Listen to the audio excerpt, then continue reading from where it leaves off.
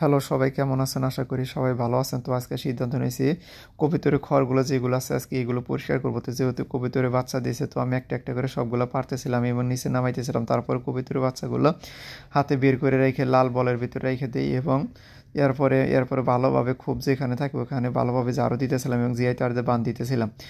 তারপরে কাঁচি হাতে নিয়ে খড়ের উপর দিয়ে এদিক ওদিক করে ময়লাগুলো ছাড়াইতেছিলাম, কবুতরের যেগুলো পায়খানা করছে এবং কাঁচিতে তা ভেতর থেকে বের করতেছিলাম এবং তা ভালোভাবে জাকি দিতেছিলাম। তো দেখতেই পারতেছেন কবুতর কি পরিমাণ খাইছে আর আঁকছে।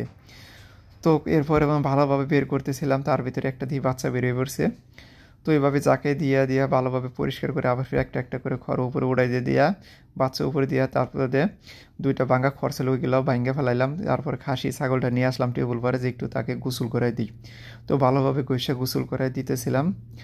তো তারপর গরু গয়লা এসে দেখি গরু খাইতেছে এবং না দেয় কী অবস্থা, তো যাই কি এটা পরে আসতেছে এদিকে। তো তারপরে দেখি যে আব্বা ছাগলে কাঁঠালের পাতা দিতেছে ব্যাঙ্গা। তো আমার যেহেতু কাজ আছে আরও, তো আব্বা যেহেতু খেয়ার খুলে রেখেছে এগুলো আমারই কাটতে হয়, যেহেতু আমাদের মেশিন নাই অনেক কষ্ট করে আমার এই খেয়ারগুলো কাটতে হয়। তো কিচ্ছু করার নাই, কষ্ট করতেই হবে যেহেতু গরু খাবো।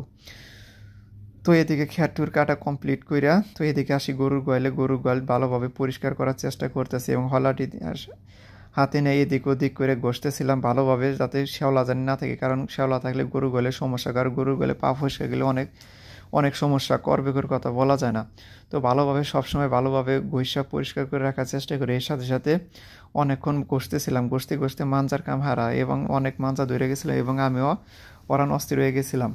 তো তারপরে ভাবলাম যে গরুগুলা গোসল করে দিয়ে একটা একটা করে গোসল করে দিতেছিলাম। তো তা এক পাশে শেষ করে অন্য পাশে আসি, অনেক পাশে আইসা হেরে আবার এই পাশে ভালোভাবে ঘষতেছিলাম এবং গরুগুলাকে গোসল করে। তো আমি যেহেতু অরান অস্থির হয়ে গেছি অনেক সময়, তো আমার আর ভাল লাগতেছে না। এখন আমার সিদ্ধান্ত নিতেছি যে আমি এখন ওদের সাথে এখানে গোসল করব। তো এখানে একটু গতরে পানি দিতেছিলাম, তো অনেক ভালো লাগতেছে, ঠান্ডা লাগতেছে, যেহেতু টেবুলের পানি এই সময় বর্ষার মৌসুমে অনেক ঠান্ডা হয়ে থাকে। তো ভাল লাগতেছিল, মাথায় দিতেছিলাম এবং পানি খাইতেছিলাম, খুব ভাল লাগতেছিল। তো তারপর আইসাটি দেখি যে পুকুর পাড়ে আব্বা চতুর্মুড়িতে যেহেতু চালার ঘাস পরিষ্কার করতে, যেহেতু আমাদের এখান থেকে চলাফেরা করার লাগে, তো ভালোই লাগতেছিল দৃশ্যটা। তো আমি যেহেতু পুকুরে যে খাদ্যটা মূলত মাছের খাবার দিয়ে এই খাদ্যটা বানিয়ে রাখছিলাম বেশ কয়েকদিন, এখান থেকে খাবার দিয়ে থাকি। তো মূলত এখন শেষের দিকে আবারও বানাইতে হবে। তো নাড়াচড়া করে ডাইকা রেখে দিলাম। তো পুকুর দিকে আবার ফির আব্বা দেখি ওই দিকে গেতেছে ময়লাগুলো ফালানোর জন্য। আমি এখন যেহেতু গোসল দিয়ে আসছি তো আবার ফির সিদ্ধান্ত নিলাম দেখি কালা মানুষ একটু চুল দলা হওয়া যায়, তাই সাবান দিয়ে একটু ভালোভাবে হাত পা ভালো করে ঘষতেছিলাম। তো যতই ঘষি কালা মানুষকে দলা হওয়া যায় এত সহজেই। তো পুকুরের পানি তো অনেক সুন্দর, যেহেতু পানি দিতেছিলাম অনেক ভালো লাগতেছিল। তো আমার মোটামুটি ভালোই লাগতেছিল, পানি দিতেছি যত মাথায় পানি দিয়ে ততই ভালো লাগে। আর এদিকে কইতেছি একটু যেহেতু হাত পা দেখি সাবান দিয়ে ঘষে উঠে যাব, পানি আর দিব না।